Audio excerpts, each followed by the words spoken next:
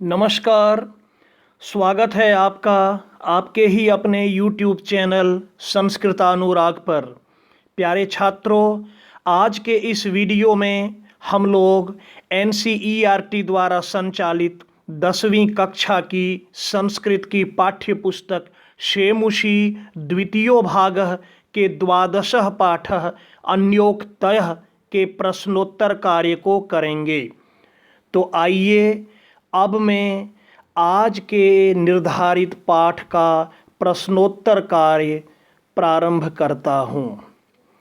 बच्चों, इस वीडियो के पूर्व के वीडियो में इस पाठ का अध्यापन कार्य कराया जा चुका है। अतः जो छात्र उस वीडियो को नहीं देखे हैं वे पहले उस वीडियो को देख लें ताकि पाठ का हिंदी अर्थ समझने में आपको किसी भी प्रकार की कोई परेशानी न हो। तो लीजिए आज का प्रश्नोत्तर कार्य मैं प्रारंभ करता हूँ। पहला प्रश्न, एक पदेन उत्तरम लिखत, अर्थात एक पद में उत्तर आपको लिखना है। कस्य शोभा एकेन राजहंसेन भवति, किसकी शोभा एक राजहंस से होती है। इसका उत्तर होगा सरोवरस्य, अर्थात तालाब की। दूसरा प्रश्न, सरसः तीरे के वसंती, तालाब के किनारे कौन रहते हैं। तो इसका उत्तर लिखिएगा बक सहस्राः या बकाः। अगला प्रश्न, कः पिपासितः म्रियते, कौन प्यासा मर जाता है। इसका उत्तर लिखिएगा चातकः। अगला प्रश्न, के रसाल मुकुलानि समाश्रयन्ते, कौन आम के मंजरियों का सहारा लेते हैं। आम्र मंजरी का सहारा कौन लेते हैं। तो इसका उत्तर होगा भृंगाः या भ्रमराः, जो आप चाहें लिख सकते हैं, अर्थात भंवरे। और अंतिम प्रश्न, अम्भोदाः कुत्र सन्ति, अम्भोदाः कहते हैं बादल को या मेघ को। तो मेघ कहाँ रहते हैं या कहाँ हैं। तो आप लिखिएगा गगने, आकाश में। अगला प्रश्न कह रहा है अधोलिखितानां प्रश्नानां उत्तराणि संस्कृत भाषया लिखत, नीचे लिखे गए प्रश्नों के उत्तर संस्कृत भाषा में लिखें। अर्थात इन प्रश्नों का उत्तर आपको वाक्य में लिखना है। पहला प्रश्न है सरसः शोभा केन भवति, तालाब की शोभा किससे होती है। आप लिखिएगा सरसः शोभा एकेन राजहंसेन भवति, तालाब की शोभा एक राजहंस से होती है। अगला प्रश्न है चातकः किमर्थममानी कथ्यते, चातक को स्वाभिमानी क्यों कहा जाता है। तो चातकः पिपासितः एव म्रियते अथवा केवलम पुरंदरात जलम याचते अतः मानी कथ्यते। चातक प्यासा ही मर जाता है या केवल इंद्र से ही पानी की याचना करता है, इसलिए वह मानी या स्वाभिमानी कहलाता है। गौ नंबर, मीनः कदा दीनाम गतिम प्राप्नोति, मछली कब दीन अवस्था को प्राप्त करता है। तो यदा सरोवरः संकोचम अंचति, जब तालाब का पानी संकुचित हो जाता है, कम हो जाता है, तदा मीनः दीनाम गतिम प्राप्नोति। घ नंबर, कानि पूरयित्वा जलदः रिक्तः भवति, किस चीज को पूरा करके मेघ रिक्त हो जाता है, खाली हो जाता है। तो नाना नदी नद शतानि पूरयित्वा जलदः रिक्तः भवति, अनेक नदियों और नालों को पूरा करके मेघ रिक्त हो जाता है। अगला प्रश्न है वृष्टिभिः वसुधाम के आर्द्रयन्ति। वर्षा के द्वारा धरती को कौन आर्द्र करते हैं, भिंगाते हैं या गीला करते हैं? तो लिखिएगा वृष्टिभिः वसुधाम अम्बोदाः आर्द्रयन्ति। वर्षा के द्वारा वसुधा को मेघ या बादल आर्द्र करते हैं। आगे बढ़ते हैं। तीसरे प्रश्न में कह रहा है प्रश्न निर्माण करें। तो प्रश्न निर्माण में यदि आपको किसी तरह का कोई संदेह है तो आप मेरा प्रश्न निर्माण का भी वीडियो देख सकते हैं।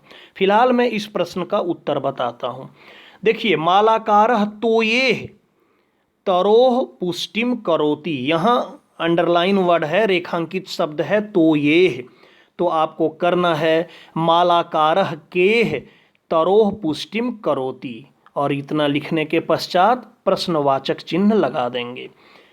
भृंगाः रसाल मुकुलानि समाश्रयन्ते। तो भृंगाः कानि समाश्रयन्ते और प्रश्नवाचक चिन्ह।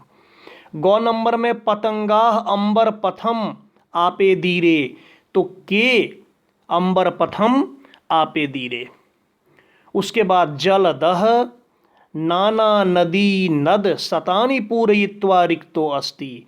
तो यहाँ लिखिएगा के, कह, जलदः के स्थान पर कह।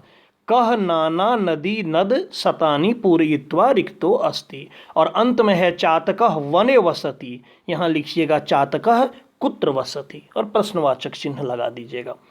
चौथे प्रश्न में कह रहा है इसका भावार्थ लिखने के लिए। तो पूर्व के वीडियो में मैं हिंदी में अर्थ तो बता ही दिया हूँ, आपको कठिनाई नहीं होनी चाहिए। और पांचवें प्रश्न में है अन्वय।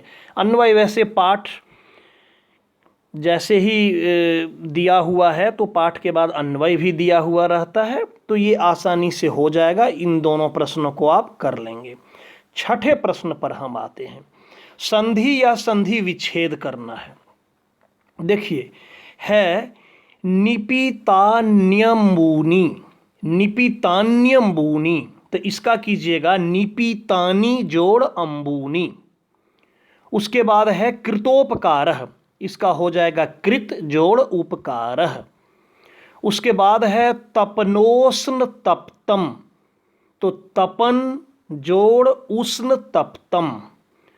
तव जोड़ उत्तम तवोत्तम, बहुत आसान है। और नौ जोड़ एतादृशः नेतादृशः। इसी का सेकेंड पार्ट में देखिए, पिपासितः जोड़ अपि बना दिया है पिपासितो अपि।